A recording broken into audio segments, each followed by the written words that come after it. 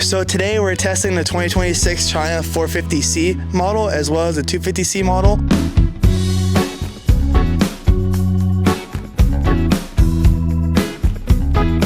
So my general first impression of the bike when I first got on it was that I didn't feel like it was a 450.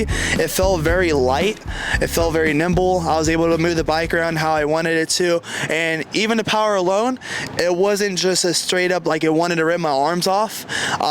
You know, even though you could adjust it up into like a more heavy hitting map, but the map that I ended up on was the Fast Woods map with traction control, and it really didn't feel like a 450. We got to test a bunch of different maps. This bike comes with 4 unique maps: desert, fast woods, single track, and soft maps. We're doing different suspension testing just with the clickers and whatnot like that, and tire pressure with the Dunlop AT82 tires. We went through the maps and also used traction control, quick shift, and then also we were able to adjust the traction control from 0 to 10. Each one had a big difference, and I got to experience all of them. So when we first went out there were some spots that held up better than others in the rain. Some spots got worse as the day went on, as more bikes went through the certain parts of the trail. So those parts became slipperier while other parts became more tackier.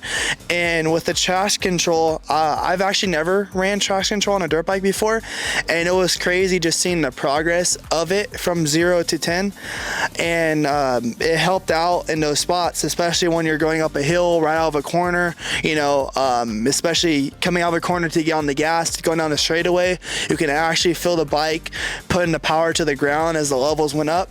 And then how when you would go to the more tackier spots, you kind of didn't want the traction control because you kind of wanted the bike to kind of dig in, and it was just cool to experience the traction control and able to mess with it in different maps and feel it actually work. Yeah, so the C model has a lot of similarities to the X model, but it does have softer dampening in the suspension, so you can really feel it when you're hitting the little bumps and the little rocky sections.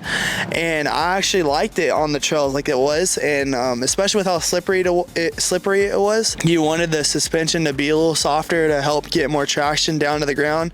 And then also some of those hill climbs, when you're coming right out of a corner to go up the hill, it was able to pit traction to the ground because the suspension was softer. And then also the 18-inch rear tire on the bike, it was able to help it, you know, get more traction coming out of the corners, because obviously, you know, on trails it's a little bit more hard packed than it would be on a dirt bike track or a supercross track. I could tell the suspension was softer and set up for off-road. I just felt it in a lot of spots, like you know, when you're coming out of the corners, you have a little bit like the rocky sections going right up a hill, down the hill especially too. You can feel it because it was soaking up the little bumps where normal moto suspension wouldn't really soak up the little bumps, if it soak up the bigger bumps. That's what I felt.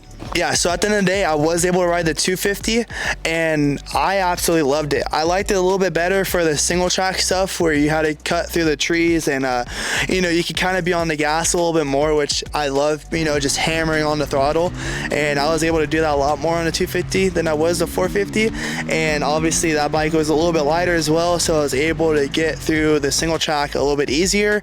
I wasn't able to mess with any of the maps on the bike. I just kind of just rode it how it was, and it was perfect for me. Like, it'd be perfect for everyday recreational rider all the way up to a GNCC racer, which the bike isn't intended for. I loved both the bikes. You know, if I had to choose one for the single track, it would be the 250 over the 450, just because having a little bit less power and being able to get on the gas a little bit more. But yeah, overall both bikes were great bikes. Yeah, the half-filled McCoy Trails system was it was awesome. You know, it was pouring rain when we first got there, and we were all kind of dreading on going out there because we all figured it was gonna be super muddy, but it held up to the water exceptionally well. Not only that, the people that run it were super awesome. You know, they kept going around checking on us, making sure everything was good. It was really clean, and the trails were they seemed like they had like the safe ones you can ride on, and then they also had the expert ones we can go on as well, which we got to experience later in the day when it got less muddy. But it just overall seemed like a great environment and an awesome trail system. Last but not least, I want to thank WhiskeyThrottleMedia for giving me the opportunity to come out here, as well as Triumph for letting me test the bikes, and then also a half-filled McCoy trail system. That place is absolutely awesome. And if you guys are in the market to get an off-road bike, I would definitely recommend the new Triumph C models. I absolutely love them, and I know you guys will too. If you like this video, please be sure to leave a like, Subscribe to the channel, hit the notification bell so you don't miss any of our future videos, comment what you thought, and share it with your friends.